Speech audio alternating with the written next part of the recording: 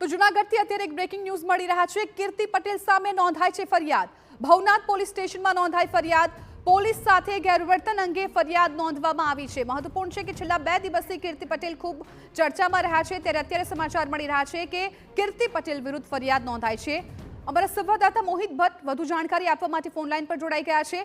મોહિત, કીર્તિ પટેલ વિરુદ્ધ ફરિયાદ નોંધવામાં આવી છે, શું જાણકારી?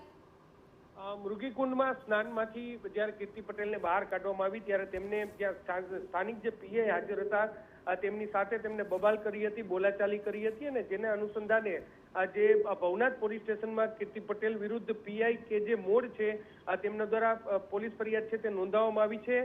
પોલીસ સાથે ગેરવર્તણૂક, ફરજમાં રૂકાવટ સહિતના મુદ્દે આ ફરિયાદ છે તે નોંધવામાં આવી છે અને આ ફરિયાદના આધારે પોલીસે હાલમાં કીર્તિ પટેલ છે તેની શોધખોળ શરૂ કરી છે। જી બિલકુલ મોહિત, આભાર સમગ્ર માહિતી બદલ। તો મૃગીકુંડમાં સ્નાન કર્યા બાદ પોલીસ સાથે ગેરવર્તન કર્યું હતું, જે અંગે ફરિયાદ નોંધાઈ છે।